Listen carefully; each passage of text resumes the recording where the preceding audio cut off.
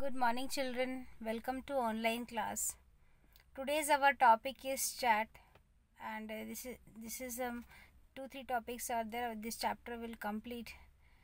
Before starting this chapter, I want to tell you about pre-midterm exam. Children, you have to study pre-midterm exam from computer networking and SQL. SQL in 11th class I had taught you. I had given you notes also. Queries are there. So practice those all queries once again so that you get idea about how to write queries. If you forgot to write, then you can rewind once more. And in the month of April also I had taught you SQL chapter. Once again I will teach you. After completing this chapter I will give you once more revision because pre-midterm exam is going to start. So once you practice all those queries, functions, MySQL functions, there are 3 types of functions, you know, that string function, numeric function, date function. Practice those all functions and all the queries which we had already learned in class 11th. Take out your copy and study all those queries. And from 12th class book, if you got book, then read those chapters from book also, so it might be more clear to you all.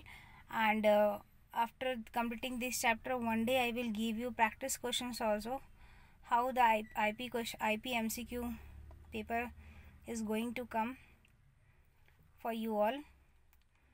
So be prepared for your exam. If any doubt, you can send me a message. I will clear your doubt. And after pre-midterm exam, then we will start our project. So after this chapter I will give you revision, so do that all revisions for your exam. Now next topic is from this chapter, chat. Everyone knows what is chat. What chatting daily, you all are chatting in WhatsApp, Facebook, Messenger, so you know very well what is chat. Chat means you are communicating with some another person. That person is somewhere else. Earlier, when this Android phones are not there, there is no WhatsApp, so we are going to a cyber cafe and we are using our Facebook and we are chatting with our friends. So nowadays, but Android phones are available, WhatsApp are there, so we are chatting with our friends in a very easy way. So chatting means a conversation. When we are talking with our friends, or we are discussing something about some topic. So it means that it is a communication when two persons are communicating with each other, whether we knows or not, but still we are chatting. So common use types of chat can be different types. Here first is instant messaging. IM. It is a type of communication service via IM software that enables one to create a kind of private chat connection and with another individual in order to communicate in real time over the internet. Similarly to a telephone conversation, but using text-based, not voice-based communication. So that's we are text-based communications we are doing. The most popular forms of IM is instant manager such as AOL Messenger. Messenger software allows anyone who download their free software to choose a nickname and chat with anyone else with the same messenger software directly. Even programs like Skype, if you had used Skype, you know Skype is very easy. You can chat and you can see that person also. It is very easy for communication. That software you can install in your computer or in your phone and you can chat. Also offers such a facility. Now next is ICQ. ICQ full form is ICQ. ICQ offers chatting via ICQ software. This is a software name. It is used as a conferencing tool by individuals on the net to chat, email, perform file transfer, play computer games and more. When you download ICQ program, it is free. You are assigned an ICQ number. 2 or more people using ICQ can have the same nickname, but No two people can have the same ICQ number. Now next is IRC, Internet Relay Chat. Unlike IM and ICQ, IRC, Inter Relay Chat, is now owned by any company. To use IRC, you need an IRC client program. IRC has many networks that are completely separate from one another. If you want to chat with someone on IRC, you need to make sure that you are connected to an IRC server via your PC IRC client program.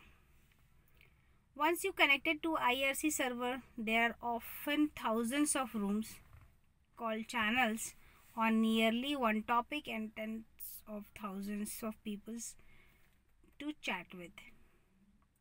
Now, web-based chat is also like IRC, but it is in a different form. It is in the sense that it's on a specific website and no program is really needed to install on your computer.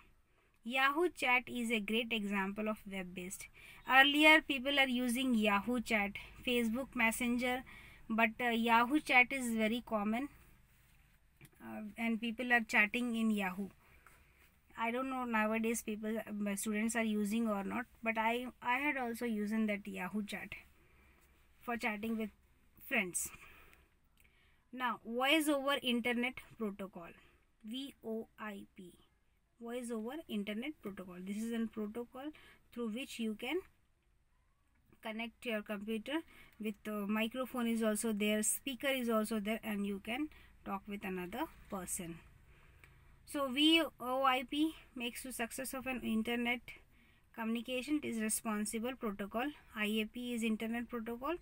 So VoIP allows for the transmission of voice along with other data being communicated over IP. Hence the name Voice over Internet Protocol.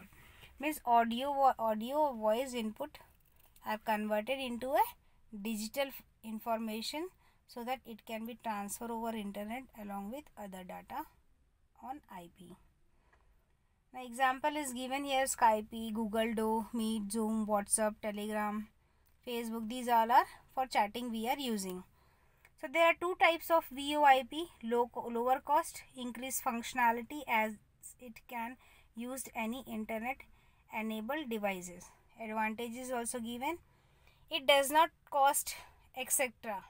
as long as you have a device with an internet connection and are using it for personal use.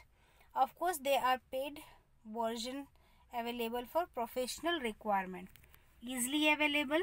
Many VoIP based software such as Skype are easily downloadable. Now, what are the disadvantages of VoIP? VoIP is possible if both the caller and receiver have the right software and hardware to speak to one another. There is no guarantee of call, audio and video quality when using the internet. It uses internet protocols packets, so if packets get dropped along the way, then voice quality drops. Even when it's high quality, it cannot match up the voice quality of a normal phone line.